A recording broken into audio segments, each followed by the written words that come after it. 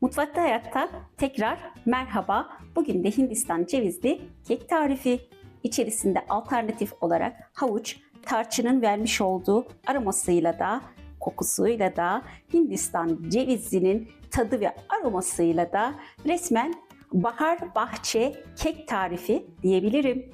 Malzemelerimiz 3 tane yumurtamız var, 1,5 su bardağı toz şeker, 1 su bardağı sıvı yağ, 1 su bardağı süt, 1,5 su bardağı havuç, 3 su bardağı unumuz, 1 paket kabartma tozu, yarım çay kaşığı karbonat, 1 paket vanilya, 1 tatlı kaşığı tarçın, 1 su bardağı Hindistan cevizi.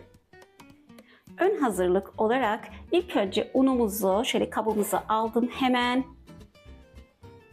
Eleğimize alıyorum. 1 tane vanilya, 1 tane kabartma tozu olmak üzere unumuzun üzerine aldım.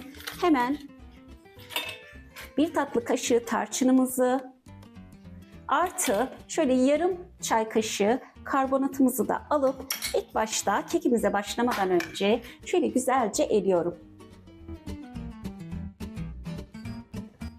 Evet, güzelce eledim. Hemen kabımızı yana alıp diğer işlemine devam ediyorum. Yine ön hazırlık olarak şöyle güzelce yumurtamızı beyazını aldım, sarısını ayırdım arkadaşlar. Hemen havucumuzu da rendenin iri tarafından güzelce rendeledim. Yumurta beyazımızı kar beyazı olana kadar iyice çırpıyoruz. Bunu bu şekilde yapma amacım yumurtam soğuk olduğu için yumurta beyazımı ayrı yaptım, çırpıyorum. Bu da bir püf nokta kek yapımında.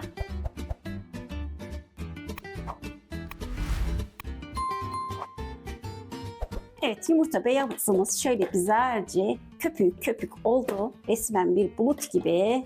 Hemen şöyle bu aşamada üzerine şekerle devam ediyoruz. 1,5 bardak şekerimizi de ilave edip iyice karıştırıyorum.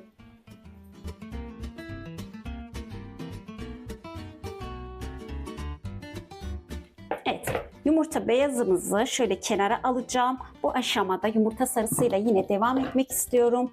Hemen diğer çırpıcımı takacağım şu şekilde güzelce. Ve boza kıvamına gelene kadar yumurta sarımızı da çırpıyoruz.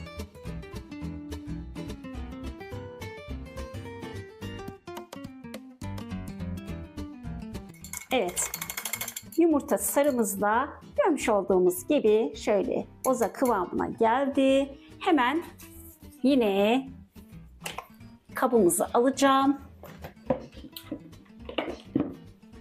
ve spatula ile burada devam ediyoruz arkadaşlar, mikserle değil.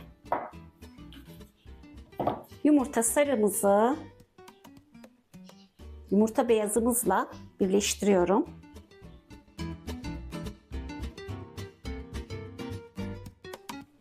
Şöyle tamamen bardaktan sıyıracağım güzelce.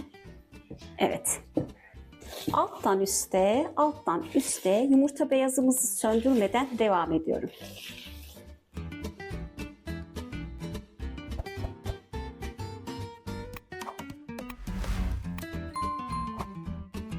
Evet. Yumurta sarımızı da güzelce karıştırdım. Hemen sıvılarla devam etmek istiyorum. Şöyle 1 bardak sıvı yağımızı, 1 bardak sütümüzü de ilave ettim. Hemen şöyle bir karıştıracağım. Bu aşamada havucumuzu da içerisine alıyorum. Karıştırmaya güzelce devam ediyorum. Şöyle bir harmanlayacağım. Tamamen havuçları yumurta kaplamış olacak. Hemen sosumuzun üzerine daha önceden unumuzu erimiştik. İçerisine karbonat, tarçın, vanilya, kabartma tozu ilave etmiştik. Şöyle güzelce unumuzu da ilave ediyorum ve karıştırmaya devam ediyorum. Yine şöyle alttan üste mikseri kullanmadan devam edeceğim. Bütün unu sosumuza yediriyoruz.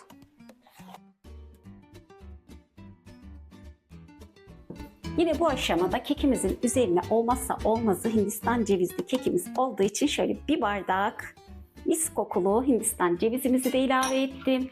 Yine güzel bir harmanlıyorum hemen. Son aşamasına doğru geldik. Şöyle bir karıştırdım yine. Ve kekimiz bitti. Hemen kalıba alacağım.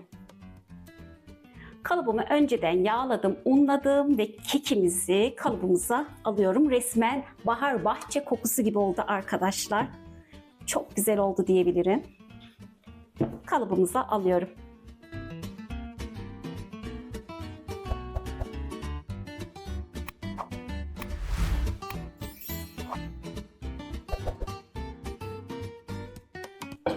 Kekimizi de kalıba aldım. Şöyle hava kabarcıklarının öncelikle içerisinden çıkması için şöyle birkaç kere yere vurduktan sonra güzelce ısıtılmış 180 derecede kontrollü bir şekilde 40-45 dakika arkadaşlar pişiriyoruz.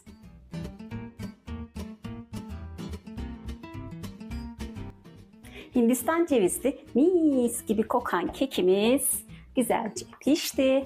Tabii ki iç sıcağı çıktıktan sonra güzelce soğuduktan sonra çıkarıyoruz. Kekimiz parçalanmasın diye. Daha sonra servis aşamasına gidiyorum.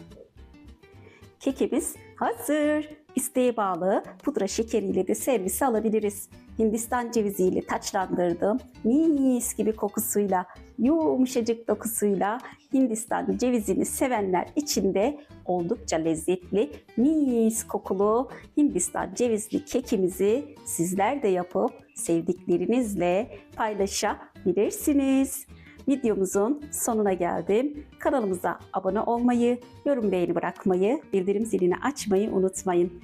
Tekrar görüşmek üzere. Hoşça kalın.